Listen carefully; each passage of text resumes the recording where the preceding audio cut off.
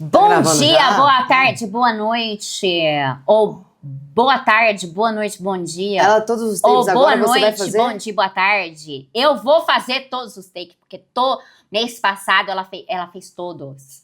Eu não quero saber. Aqui são direitos iguais. Aqui é todo mundo, é poder de todos. Aqui é isso. Aqui não é ditatorial. Caroline.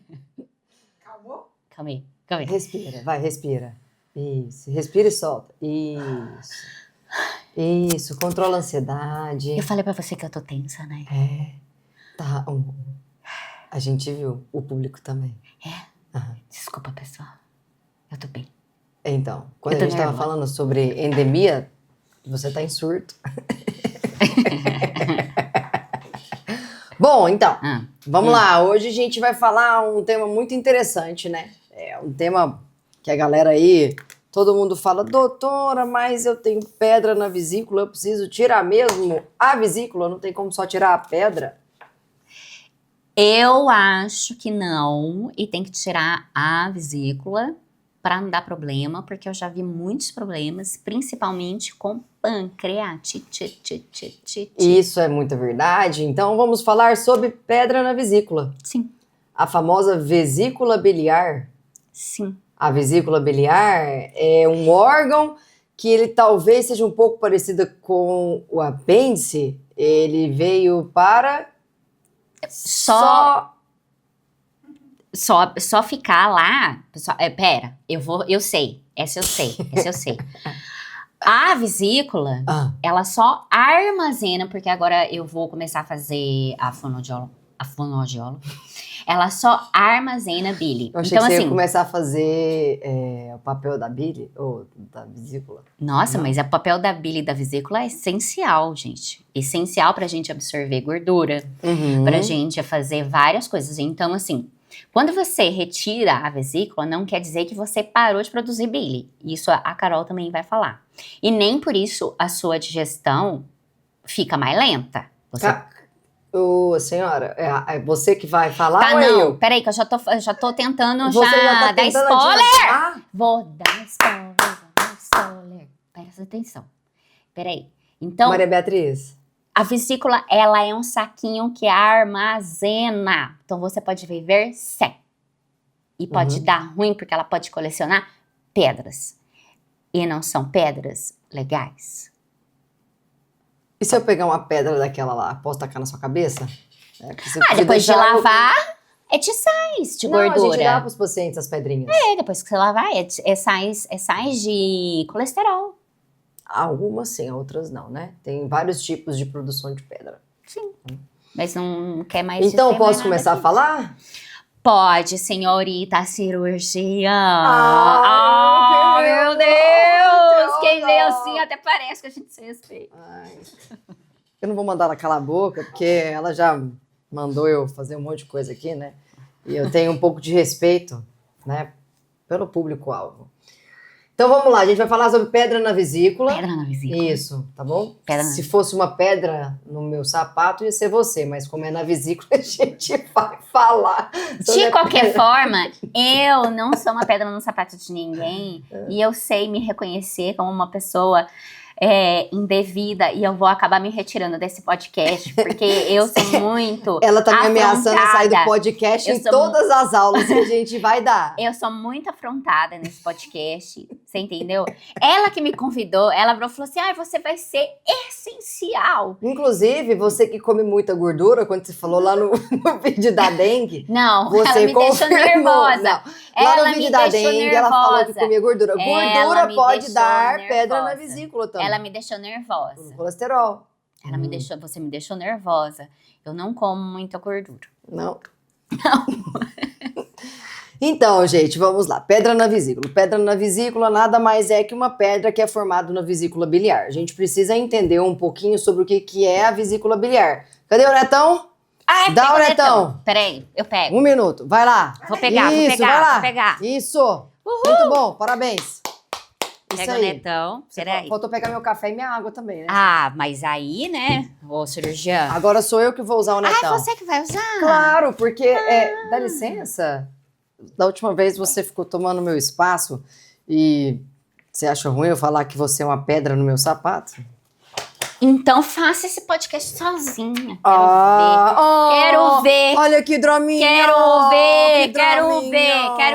Porque eu tenho Você tem o quê? malemolência. Entendi. Eu tenho carisma. Muito eu bom. tenho brio. Eu tenho Continua. senso de humor. Ah. Eu tenho mente mais rápida que a minha língua. Eu falo... Eu tenho dificuldade na minha dicção, preciso de uma fono. Entendi. Eu Bom, sou refresco. eu achei uma foto legal aqui que eu bonita achei aquela top. lá, ó. Essa aqui que tá mais legal. Não, Ó, mas essa daí o povo não vai ver que ela fica atrás do fígado. A outra tá mais bonita. essa daqui tá melhor, porque ela, na verdade, ela não fica atrás do fígado, né, querida? Ela fica na parte de baixo do fígado. É, atrás, aqui, ó. Vamos lá, pessoal, olha só. Vesícula biliar, essa coisa aqui verde, como a Maria Beatriz falou, dentro da barriga realmente ela não é verde, tá? Ela é um pouco mais azulada, é um acinzentado. E essa bolsinha aqui, ela simplesmente armazena bile, tá? Então, a bile, ela é produzida pelo fígado, tá? Existe uma produção intensa de bile. E a bile precisa passar por um canal, que aqui a gente não consegue ver, mas é um canal da via biliar. Ele faz assim, ó.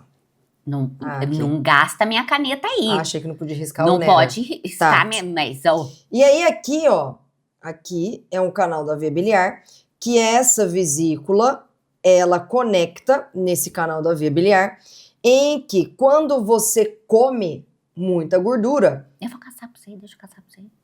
Deixa cala eu a te ajudar. boca.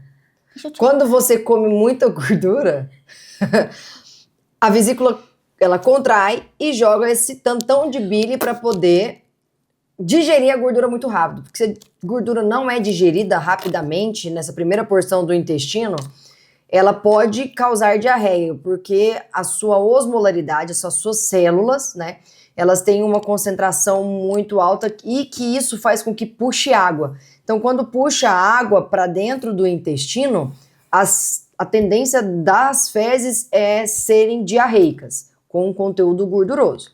E aí a vesícula vai, ela se pressiona e joga a bile no intestino para poder digerir essa gordura. Até aí tudo bem, a bile vai fazendo o seu papel de digestão, a vesícula continua lá fazendo o seu armazenamento. Só que o que acontece? A gente esquece que a via biliar, que é esse canal que ele leva a bile, ele tem uma via, como se fosse uma rua, do lado direito e do lado esquerdo. Do lado direito é a vesícula biliar, do lado esquerdo é o pâncreas. E o pâncreas nada mais é... Ai, desculpa, o microfone. Não, o pâncreas nada mais é que um órgão que ele não gosta de ser mexido. Ele é um órgão que é tipo... o meu cachorro Bino, ele só gosta de ficar debaixo do sofá escondido, entendeu? E ele não gosta de ter muita interação com as outras pessoas. É o pâncreas. O pâncreas, ele gosta de ficar ali atrás do estômago e ele fica ali fazendo a produção do que ele precisa produzir. Só que o canal em que a secreção do pâncreas passa é o mesmo canal que a bile passa para o intestino. Então, do lado esquerdo você tem o pâncreas e do lado direito você tem a vesícula. E aí, quando o paciente tem o superconsumo de gordura, ou o paciente tem alguma alteração hereditária e outros fatores que podem desencadear o paciente a ter produção de pedra na vesícula, essas pedras, se elas forem bem pequenas, elas podem sair do canal da via biliar, dentro da vesícula biliar, e eles podem entrar dentro do canal da via biliar e impactar o canal do pâncreas. E isso pode gerar pancreatite. E pancreatite... Aqui é o pâncreas, bonito. Aqui é a vesícula e aqui tem o canal da via biliar, que desce para o intestino e desce para o pâncreas. Tem um canal melhor, caralho. Cadê? Aonde? Aqui, Então caralho. vai, abre aí, ô caralho. Deixa ela procurar. Então, tudo bem, a gente tem essa rua. E aí a pancreatite, a maioria das vezes é um grau leve. Você tem um quadro de pancreatite, ele é tratado, mas em uma porcentagem razoavelmente... Muito obrigada, interessante, você achou bem legal. Então tá. É porque aqui não mostra a vesícula, mas aqui é a vesícula, seria a vesícula. Então nesse canal ele passa, ele entra dentro do intestino e aqui ele também comunica dentro com o ducto do pâncreas. Então, tudo vai ser desembocado nesse orifício. E aí, se a pedra vem aqui, impacto da pancreatite. Pancreatite, em algumas porcentagens, né? Em alguma, na verdade, porcentagem, pode ser fatal. Tá? O paciente pode ter uma pancreatite, que a gente chama de pancreatite necrohemorrágica, em que o paciente começa a ter uma necrose do pâncreas, e o pâncreas também é muito hipervascularizado e começa a sangrar dentro da barriga. E às vezes a pancreatite é causada por conta de pedra na vesícula. Exatamente, mas é por isso. A Não, pedra desce. e às vezes é só a pessoa morreu de pancreatite, mas se ela tivesse visto antes que ela tinha pedra, ela não teria morrido. Entendeu? Porque aí ela poderia isso que é o mais operado. importante. Exatamente. E assim, aí então, o paciente tem aqui, e aí o cálculo pode descer por essa via biliar e impactar aqui e causar pancreatite. Mas voltando em relação à vesícula, é importante a gente entender também que os pacientes hoje, em relação à parte de sintomatologia, a gente tem visto, né, os pacientes que têm pedra na vesícula e que são assintomáticos, a gente tem optado muitas vezes por não operar esses pacientes, acredita? Se os pacientes não têm sintoma. Então a literatura tem demonstrado que você não precisa operar esses pacientes, principalmente pacientes que têm um cálculo muito grande. Ah, sim. Tá. Mas esses cálculos grandes, eles não podem... Eles podem infeccionar, mas aí eles vão dar a dor que a gente chama de cólica biliar, e aí se o paciente tem a cólica biliar, ele tem indicação de operar. Mas outra coisa, esse cálculo não pode acontecer que nem cálculo renal, que é se fragmentar? Quando o cálculo já está muito grande, é muito difícil dele se fragmentar, mas geralmente os cálculos, eles são, como é que eles são formados? A bile, ela começa a ficar muito espessa, ela começa a ficar muito viscosa. E aí, com essa viscosidade, as moléculas, principalmente de triglicerídeos, né, de colesterol, eles começam a se juntar e aí eles fazem a formação das pedras. A maioria das pedras tem esses componentes. E aí, com o passar do tempo, eles vão segregando e vão formando as pedras maiores, ou eles podem ficar apenas como se fosse um barro, que a gente chama de barro biliar. E aí, esse também é uma indicação da gente poder operar o paciente, porque o barro biliar e as pedras pequenas podem impactar o canal, né, da via biliar, que também pode impactar o canal do pâncreas. Então, hoje, pela literatura, ainda também é bem controverso, mas o que se tem mostrado é que os pacientes que têm pedra na vesícula, a gente opta por não operar se os pacientes não têm sintomas, mas se você tem sintoma, você tem indicação de operar. Mas você precisa operar de urgência? Não. Você pode operar eletivamente, que é você programar a cirurgia. Então, quando você vai ter sintoma? Se você tem pedra na vesícula, quais são os sintomas? Os sintomas são dor abdominal. Geralmente, a dor ela pode ser na região epigástrica, que a gente fala na região bem no meio, da onde boca tem o do estômago. Exatamente. E ela pode também ir para o lado direito, mas na parte superior, bem embaixo da costela. E às vezes essa dor ainda pode ir para as costas. Então, os pacientes têm essa dor e ela é bem específica do quadro de dor de cólica, de pedra na vesícula. E quando o paciente tem essa dor, ele também pode ter uma sensação de náuseas. Tem pacientes que têm uma dor tão intensa que eles podem chegar a vomitar. E também tem pacientes que se sentem empachados. Então, se você comeu agora o almoço e tem a sensação de que parece que comeu um boi na hora de jantar e ainda tem aquele boi sendo digerido no seu estômago, isso também pode ser um sintoma que indica que você também tem uma pedra na vesícula, porque a vesícula para de começar a fazer o seu funcionamento normal por conta da pedra. E aí, quando você tem todos esses sintomas, você tem o diagnóstico de pedra na vesícula, você tem indicação de operar. Ah, doutora, mas eu já tive uma pessoa que teve uma infecção na vesícula. Sim, pode ter infecção na vesícula. Por quê? Porque você tem as pedras lá dentro e lá é um lugar, imagina só um lugar gostosinho, quentinho, cheirosinho e que tem muito carboidrato e muita gordura. Toda bactéria gosta. Bactéria adora esse local. Lá não é um local estéril, amiga? Não. Não. É difícil você falar sobre ser totalmente estéril, porque ele comunica com o intestino, né? Ah, porque eu pensei que aquela papila, ela não fez... Ela pode abrir e fechar, né? Ah, Isso. tá. Porque eu pensei que ela só fizesse o estímulo pra fora. Ela não fizesse o estímulo. Essa papila que eu falo é uma papila que manda tanto suco pancreático quanto suco Na verdade, ela gástrico. só é uma musculatura que abre para passar o suco pancreático e a bile. E aí eu pensei que ela fosse só assim, tipo, vai, mas não volta. Não, a bactéria ela pode ascender ali pela via biliar, sim. E isso principalmente em pacientes que têm colangite. Porque eu pensei que eles Infecção da via só biliar. teriam essa colangite se fosse mexida nessa papila. Não necessariamente mexido. Na verdade porque a bile ali, por que a gente não tem hoje infecção da vesícula sem pedra, né? Nós que somos pessoas normais, porque a bile está sempre escoando ali. Tem pacientes que então têm vai infecção da indo. vesícula sem pedra, mas isso são outros casos, entendeu? São outros pacientes, geralmente paciente que está internado há muito tempo, faz muito uso de droga vasoativa, o paciente pode ter necrose da vesícula. E aí é um quadro Entendi. que se Por comporta conta com de ser um colecistite aguda. fluxo, por ser um fluxo contínuo, Exatamente. constante. Ah, entendi. E aí, quando a pedra está lá, a pedra começa a impactar a saída da bile pela vesícula, e aí ali pode começar a proliferar a bactéria. Entendi. E aí prolifera a bactéria começa a fazer infecção da vesícula, e aí tem a colecistite aguda, que é nada mais que a infecção da vesícula, e se quando tem infecção da vesícula associada à pedra, você precisa operar o paciente. Por quê?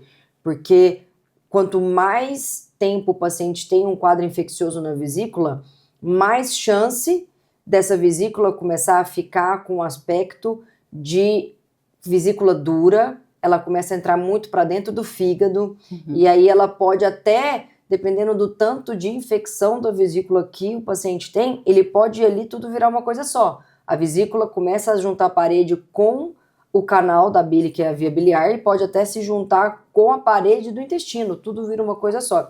E aí o cálculo que está lá dentro, ele cai para dentro do intestino, e aí ele percorre todo o intestino, e aí ele chega na transição do intestino fino para o intestino delgado, do intestino fino para o intestino grosso, e impacta. E dá uma oclusão intestinal. Exatamente, que é o famoso ilho biliar. Que rebosteio. É uma bosta. Por isso que é preferível você prevenir. Então, se você tem pedra na vesícula e você tem sintoma, você precisa operar para não acontecer todos esses problemas. Certo. Entendeu? E às vezes, antes de chegar nesse famoso ilho biliar, a via biliar também pode ser impactada por um cálculo grande, e aí você começa a ter o quê? Síndrome colestática, que a gente chama. Então, Sim. o cálculo começa a impactar lá na via biliar, que a gente começou primeiro falando da pancreatite, mas até dar a pancreatite, o paciente pode começar a ficar amarelo igual os Simpsons, Sim. porque se impacta lá na via biliar, a bile não consegue passar para o intestino, então ela começa a acumular no fígado, acumula do fígado, começa a acumular no sangue, e a bile começa a hiperpigmentar a pele, então você fica amarelo por hiperpigmentação da bile. Sim. Entendeu? Por um cálculo impactado. Então, como melhora isso? A gente precisa fazer alguns exames. Então, quais são os exames para a gente poder primeiro detectar que se você tem pedra na vesícula? Você precisa inicialmente fazer um ultrassom. A ultrassom hoje é o exame de melhor custo-benefício e padrão ouro para a gente poder ver a vesícula. Ah, doutora, mas a tomografia não é melhor? Não, a tomografia não é melhor, porque a tomografia ela não é tão sensível para a gente poder ver microcálculo, tá? Às vezes um cálculo grandão, ele aparece mesmo na tomografia, mas ele não é tão bom para poder ver microcálculo. Então, mas e a ressonância? A ressonância da via biliar, que é a colangoressonância, ela é ótima, ela é muito boa. Ela é até melhor que a ultrassom. Mas se você já tem o ultrassom, que é um exame de baixo custo, você consegue fazer ele muito mais rápido para você ter o diagnóstico. E para você operar o paciente? A gente deixa a ressonância para os casos duvidosos, geralmente casos em que o paciente teve uma obstrução de via biliar com um cálculo impactado e teve complicações. Perfeito. E aí, você fazendo ultrassom, você vendo que você tem pedra na vesícula associada a sintomas, você vai ser encaminhado para um cirurgião para você fazer uma avaliação pré-operatória até você chegar no dia de operar a sua vesícula. Então, o procedimento de operar a vesícula. Você entra para o centro cirúrgico, você é avaliado pelo anestesista, e aí você vai para a sala cirúrgica, você é submetido a uma anestesia geral, para você fazer o procedimento por videolaparoscopia, que é a famosa cirurgia dos furinhos. Você faz os furinhos, passa uma câmera e manipula com as pinças cirúrgicas para você retirar a vesícula com a pedra. Então, toda a cirurgia de vesícula, a gente retira a pedra junto com a vesícula. A gente nunca deixa a vesícula.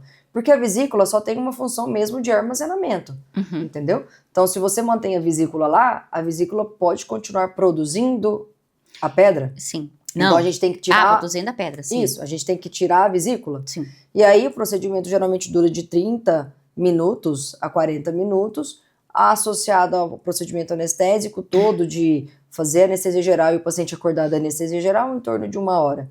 Se você operou e o paciente ficou bem, depois da cirurgia ele se alimentou, ele teve diurese, né, que a gente avalia se o paciente fez xixi, e ele ficou bem, ele pode estar embora no mesmo dia. E uma coisa bem característica, às vezes, que acontece do paciente que tem problema na vesícula, é fazer cocô branco. Exatamente. Então, quem dá a coloração de cocô marrom, né, coloração, você pode fazer cocô amarelo, verde, marrom, tudo mais. Você pode fazer várias colorações, você pode até fazer cocô com sangue, tá? Mas cocô branco, nunca. Cocô branco não é pra você fazer. Exatamente. Então, se você faz cocô branco, que a gente chama você de tá amarelo igual os Simpsons, acolia, é porque você tá com um problema na sua vesícula. Então, é meio que característico. Então, não se você necessariamente começou... só na vesícula, na via biliar. Na via biliar. Isso. Então, você pode fazer começar com uma coloração acinzentada e ir para um cocô branco. E aí você fala assim, tô fazendo cocô branco. Então, você já sabe que esse é bem específico, é um diagnóstico muito específico de pessoa que tem problema aí na vesícula e tá com uma importante obstrução, no caso. Exatamente. Isso é muito importante e também, às vezes, a pessoa tem faz um xixi cor de Coca-Cola. Faz o xixi cor de Coca-Cola, que é a pigmentação da bile. Isso. Tá? Porque quem que dá essa coloração de cocô amarronzado, de cocô esverdeado, é a bile. A bile que dá essa coloração da cor do nosso cocô. Isso também é um fator de saúde que a gente tem. A gente vê que a gente está produzindo bile e normal, então a gente vai fazer esse cocô amarronzado, marrom mais claro, marrom mais escuro, e tá tudo bem. E é uma condição de saúde você fazer cocô nessa cor, porque é a condição que a sua bile está funcionando. Então, e quando você tem o quadro de obstrução da via biliar ou até um quadro de colecistite mais avançada, você pode sim ter o aumento da bilirrubina no sangue, né, que é onde a gente vê a quantidade que está a bilirrubina, né, e você pode ter todas essas alterações de síndrome colestática, que é o paciente fica amarelo, ele começa a fazer cocô branco e ele começa a fazer xixi cor de Coca-Cola. Então tem alguns exames, só a título de conhecimento para vocês, assim, né, que na realidade quem vai fazer esse diagnóstico vai ser o médico e recomendo mesmo que vocês procurem, né, o médico. Então, assim, tem a fosfatase alcalina, gama-GT e a bilirrubina total, que ela é dividida em bilirrubina total direta e indireta, por várias formas, várias ligações que ela tem. Geralmente, a fosfatase alcalina e a gama-GT vão estar bastante alteradas e a sua bilirrubina vai estar aumentada às custas de direta. Lembrando que a fosfatase alcalina e a gama-GT vão estar alteradas geralmente na obstrução de via biliar. Sim. Isso. Geralmente quando o paciente tem a pedra na vesícula, não necessariamente... Isso, não necessariamente. Quando ele vai ter no uma caninho alteração que desce, tão grande no caninho que nesses desce, exames. Isso. No caninho, né, então assim, tá lá na pedra, na vesícula só. Não necessariamente esses exames vão estar alterados. Isso. Quando tá no caninho que vai tanto pro pâncreas, que vai para sair... Então tá obstruído pro intestino. Ou infecção grave da vesícula, você pode ter alterações nesses exames. Isso. Sim. Aí esses exames vão estar bastante alterados, né? Porque às vezes a gente tem alteração da bilirrubina. Da bilirrubina. Nossa senhora. Bilirrubina. Da bilirrubina indireta. Por favor, eu até o final do ano, pra ela? sei lá, até o final de ano, até, sei lá, a gente comemora. A gente comemora 5 anos, um dia que a gente comemorar 5 anos de podcast, eu vou estar sabendo falar. Bilirrubina. A bilirrubina. A hemacócogo. Né? Então, assim, quando a gente tem uma bilirrubina indireta, fala mais a favor de outras alterações de sangue, hematológicas, de outras coisas, e não tanto de bilirrubina, tá? Da questão da vesícula. Outra coisa... Então... Amiga, eu não posso falar que você é uma vesícula na minha vida, né? Porque eu não tenho como te tirar ainda, mas se eu quiser um dia te cortar, eu posso falar que você foi uma vesícula na minha vida. Eu vou ser um fecaloma. Procura aí saber o que é um fecaloma. Eu vou ser um fecaloma na sua vida, Caroline.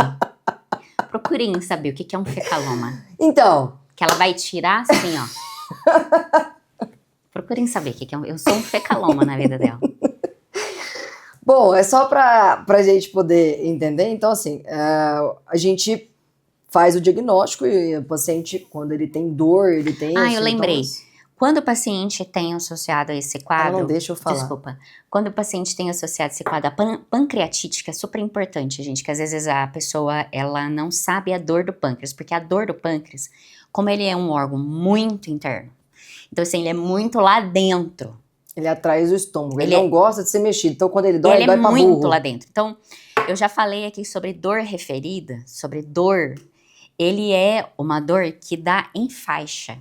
Então, ele dá no andar superior e ele circunda tanto a frente quanto as suas costas. Isso e é uma dor como se tivesse batido alguma coisa bem aqui no meio, mas tivesse batido dos dois lados. E às vezes a pessoa com problema na vesícula chega com esta dor, com dor de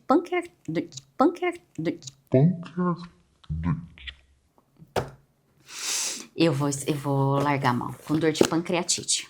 Abençoa, Senhor, as famílias, amém. Abençoa, Senhor, a Bia também. Gente, e isso que é para ser gravado. E olha, eu falo tão bem, nem parece que é gravado, para eu errar desse tanto. Eu falo tão bem em público, que aqui vai enrolando a língua, é uma coisa... Mas amiga, quando a gente atingir a meta... Eu não dobro não. Eu não dobro nada. Eu tô querendo a minha parte em sossego. Você vai saudar. Não tô conseguindo nem falar. Quando é que você vai saudar a mandioca? Saudemos a mandioca. Como assim, saudar a mandioca? Ué, depois você pesquisa quem saudou a mandioca. Meu Deus, vocês sabem quem que é? Saudou a mandioca? Só eu. Nossa, gente, ela é tão desatualizada. Tem um monte. É a mesma pessoa. Sempre que tem a imagem do cachorro, tem a imagem de uma criança. É? Saudou a mandioca? Estocar vento. Amiga, ela tá pesquisando agora sobre saudar a mandioca. Tudo bem, então eu vou continuar falando pra vocês, tá? Bom, a gente precisa então entender, assim, o que você tem que ter em mente. Se você tem uma dor, geralmente do lado... Você não fala mal da Dilma, não! Você não fala mal da Dilma, não! Você não fala mal da Dilma! Nesse podcast! A gente combinou que a gente não ia falar sobre política.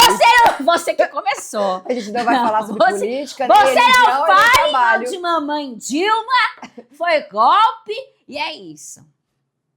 A gente Acabou. não vai falar sobre política, a gente não vai falar sobre religião e a gente não vai falar sobre o nosso trabalho diário. A gente vai falar só sobre conteúdos a menos aqui. Tá saudando a mandioca. Isso, só tô saudando a mandioca, amiga. Porque vai todo mundo perder. Não vai ser só eu, vai ser só você, vai ser todo mundo vai perder. Pronto. Bom, então, lembrando que a mandioca, se você comer em excesso, pode dar pedra no vesículo também, porque é gordura. Se você não comer a mandioca brava, você pode morrer antes, porque ela tem veneno. Pegando um gancho, quando você come muita gordura, se você tem pedra na vesícula, logo depois que você come, você pode ter a dor na região do lado direito, que é a cólica biliar. Por quê? Porque você manda um estímulo tão grande de gordura para o seu intestino, que na hora que a comida chega no estômago, ela manda pro cérebro e fala assim, ó, preciso de bile para poder digerir a gordura. Aí o cérebro vai lá, manda o estímulo para a vesícula e a vesícula começa a se contrair. Então, quando ela contrai e não consegue mandar a bile para o intestino, porque tem um cálculo lá, isso gera dor. Isso até é um diagnóstico, assim, que a pessoa mesmo já... Eu acho que tô tendo. Dor na vesícula. Dor na vesícula. Porque Exatamente. ela acabou, aí você comeu o quê? Ah, eu comi uma feijoada. E às vezes, Ou né, a fritura que você adora comer, né? Que você falou. tem um rabo que colou de fritando. Aí, Deixa eu terminar de falar. Ah, tá bom. Obrigada. Tá bom. Continua pesquisando aí a mandioca. Não vou. Não quero saber da minha mãe Dilma, não. Deixa minha mãe Dilma. Então, a gente consegue fazer o diagnóstico, como a gente falou, e aí o paciente precisa fazer o tratamento, né, cirúrgico da pedra na vesícula. E o tratamento cirúrgico é com videolaparoscopia. Se o paciente tiver, quando a gente está fazendo a cirurgia, se o paciente tiver com uma infecção tão intensa, a vesícula tiver muito dura dentro do fígado, e a gente tiver com comprometimento de lesar esse canal da bile, às vezes a gente precisa fazer cirurgia a céu aberto. Então, qual que é a cirurgia a céu aberto? Convencional. A gente faz um corte embaixo da costela, em torno de 6 a 7 centímetros aqui debaixo da costela, na região onde fica a vesícula, e aí a gente tira a vesícula a céu aberto mesmo. Vai, abre todas as estruturas e faz a cirurgia de vesícula a céu aberto e depois fecha tudo.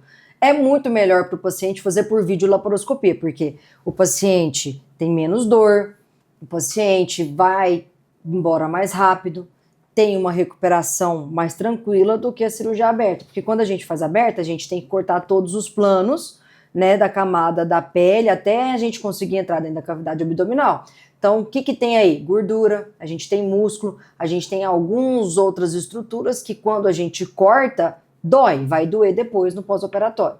Então, a cirurgia por videolaparoscopia hoje, ela é essencial. Além da cirurgia robótica. A cirurgia robótica hoje é uma novidade, né? Na verdade, assim, no mundo já tem alguns anos, mas no Brasil hoje está se tornando em alta, porque a gente está tendo muito acesso.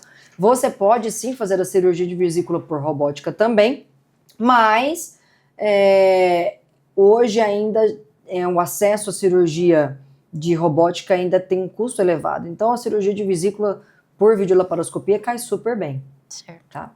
E...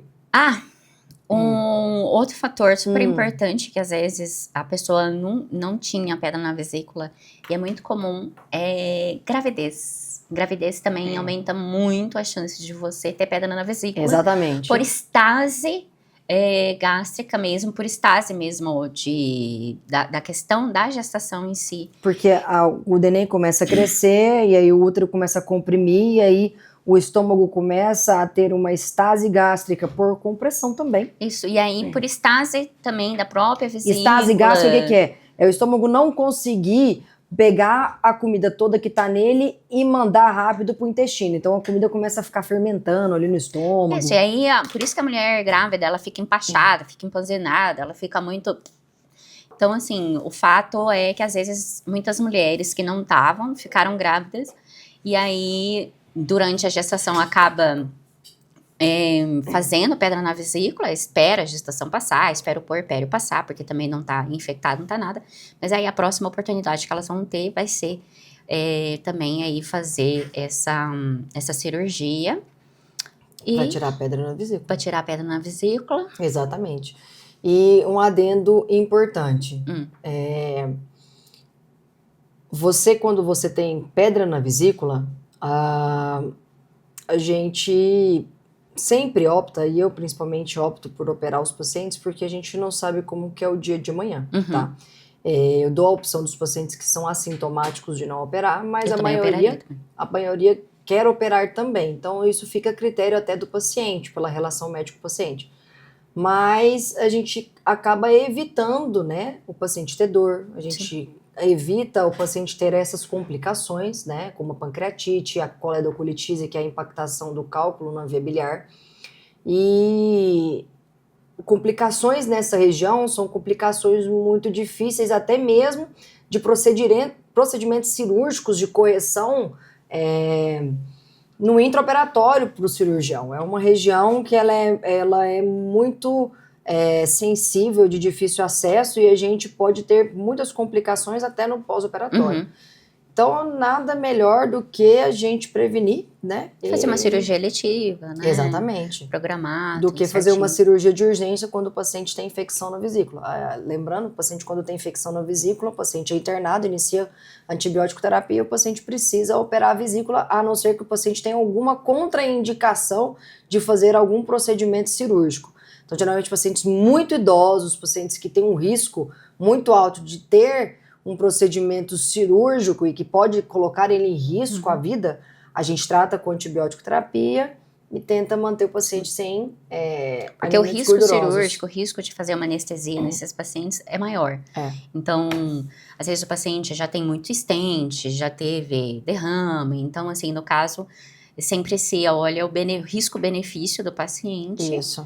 E aí vai tratando, vai vendo, do que geralmente já simplesmente ir à torta e à direita com o paciente por ser E cirúrgico. uma coisa interessante que a gente não falou na aula da dengue, que eu quero ressaltar aqui, é que os pacientes, quando eles têm as alterações da dengue, pela desidratação e pelo extravasamento de líquido de dentro do vaso para fora do vaso, os pacientes podem fazer uma alteração... Não, de fora pro vaso, pro terceiro espaço, amiga. De dentro do vaso para fora do vaso. Nossa, ficou confuso isso. Não, a desidratação nada mais é que... Tá, mas pro terceiro espaço. Mas o terceiro espaço, eles precisam entender o que é o terceiro espaço. Fora do vaso. Maria Beatriz? Tá. Bom, quando o líquido fica para fora do vaso, esse líquido pode ser um líquido inflamatório e ele pode, muitas vezes, entrar nas células da parede da vesícula e aí ele dar nos exames que a parede da vesícula está com uma alteração parecida com a infecção da vesícula, mas nem sempre é infecção da vesícula. Então, às vezes, quando o paciente tem dengue, ele vai lá, tem dor abdominal e é solicitado ultrassom e ele tem essa alteração na vesícula e aí o radiologista fala, olha, você está com uma alteração na vesícula. Reacional. Geralmente que a gente chama de reacional. Mas às vezes... agora eles estão colocando em reacional. Agora sim, mas às vezes eles davam como colecistite aguda. Isso. E aí você tinha que explicar tudo pro paciente, que ele não precisava de operar, que ele não tinha infecção na vesícula. Porque como é reacional, é autolimitado. Então ele vai, faz essa alteração e depois Tanto some. que pacientes que às vezes ficam na UTI também podem fazer essa infecção reacional da vesícula. Mas quando quando ele tem os sinais infecciosos, reacionais da vesícula, a gente precisa operar. Não, sim. A questão... Como assim, amiga? Se o paciente tem um quadro de infecção da vesícula, internado na UTI... Não, amiga. Um quadro de sepse do pulmão. Pulmão, tá bom. Uma erisipela, um negócio. Tanto que ele pode aumentar, tanto que um dos fatores é a bilirrubina, que você pega pra fazer o SAPS. Fazer o quê, amiga? Amiga. Não, vamos lá, fala direitinho. O SAPS. Fazer o quê? SAPS! O que é SAPS, amiga? SAPS. Aí você tem o SAPS. E você tem o SOFA. O SOFA. E o SAPS, amiga. E o SAPS? Isso. Quando você pede pra internar o paciente, só pra eu não estar falando bobagem. Você pede para internar o paciente, você vai fazer o SAPS, que é o risco de mortalidade desse paciente. Qual é o risco que ele tem de morrer ao entrar na UTI? Aí você faz o SAPS. Aí quando o paciente tem um SAPS muito alto, tem gente que entra com o SAPS de 90%. Isso é verdade. E um dos itens é bilirrubina. E o SOFA, você usa bilirrubina também? Sim, os critérios de SOFA. Isso. Pra sepse. E o SAPS? O que você tá rindo do SAPS, caralho? Nada. Eu não tô rindo de nada, é isso sobre pedra na vesícula. Beijos de luz, Estevão Ferreira. Não, olha... Não tem mais nada. Não, tem Tchau. sim. Ela atrapalha esse podcast. Ela me atrapalha. Ela faz eu duvidar da minha sanidade. Essa amizade é uma amizade tóxica. Eu quero acabar com esse podcast. Chega. Mais uma ameaça infundada.